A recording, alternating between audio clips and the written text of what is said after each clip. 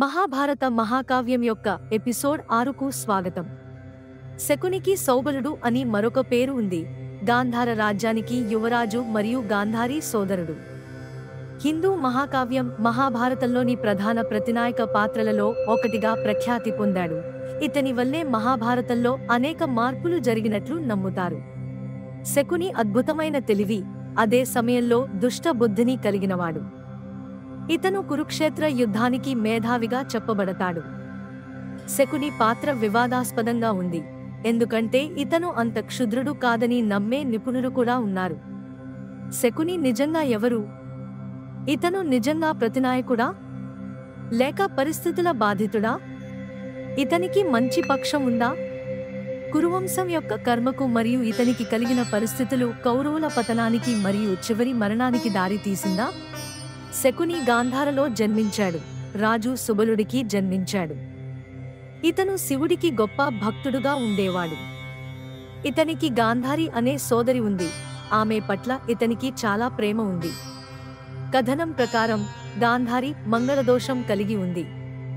గాంధారి మొదట మేకను వివాహం చేసుకుంది.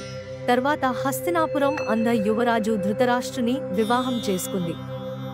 ఇతను మంగళదోషం లేని వ్యక్తి కావడంతో ఆ మేకను బలి ఇచ్చి వివాహం చేయడం, అనంతరం ధృతరాష్ట్రునికి ఇవ్వడమే సురక్షితం అని ఆ కుటుంబం నమ్మింది.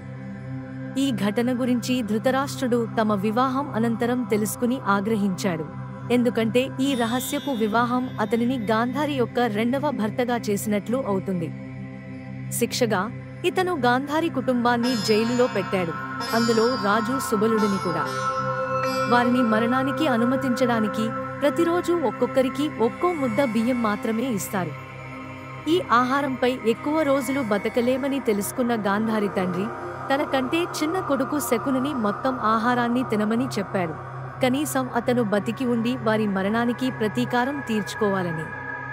ప్రతీకారం గుర్తుంచుకోవడానికి తన తండ్రి అతని కాలు మడిచిపెట్టాడు. తన చివరి శ్వాస తీసుకునే ముందు సుబలుడు ధృతరాష్ట్రుని శకునిని విడిపించమని మరియు అతనిని సంరక్షించాలని అభ్యర్థించాడు. అప్పుడు తన కుమారుడు ప్రతిగా ధృతరాష్ట్రుని కుమారులను సంరక్షిస్తాడని హామీ ఇచ్చాడు.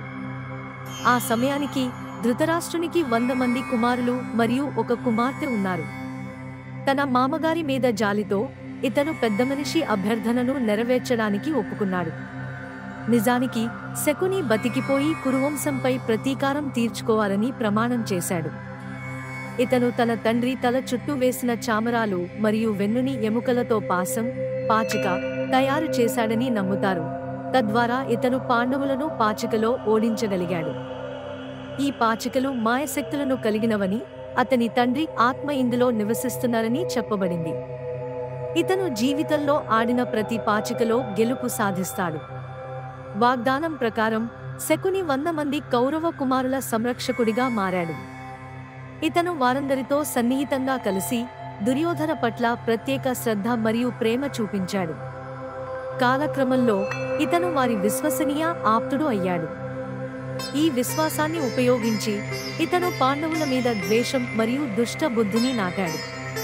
శకుని సాధారణంగా దుష్ట, చతుర మరియు బుద్ధిని కలిగినవాడుగా భావించబడతాడు. నిజానికి ఇతనే కురుక్షేత్ర యుద్ధానికి మేధావిగా చెప్పబడతాడు. ఇతని మొత్తం కృషి తన జీవితంలో లేదా తన సన్నిహితుల జీవితంలో జరిగిన అన్యాయ సంఘటనలకు ప్రతీకారం తీర్చుకోవడమే. ఇతను గాంధార రాజ్యాన్ని హస్తినాపురం చేతుల్లో ఓడించడానికి మరియు తన కుటుంబం అందరూ బాధపడటానికి ప్రతీకారం తీర్చుకోవాలని కోరుకున్నాడు. భీష్ముడు తన సోదరి గాంధారి అంధుడైన ధృతరాష్ట్రుని పెళ్లి చేసుకోవాలని పట్టుబట్టినప్పుడు జరిగిన అవమానంపై ఇతను కోపంతో ఉన్నాడు. కౌరవులు పాండవులపై అధికారం పొందాలని మరియు వారిని పూర్తిగా ఓడించాలని ఇతను కోరుకున్నాడు. తరువాతి ఎపిసోడ్లో పాండు మహారాజు గురించి తెలుసుకుందాం. మా ఛానల్ని లైక్ చేయడం, షేర్ చేయడం మరియు సబ్స్క్రైబ్ చేయడం మరువద్దు.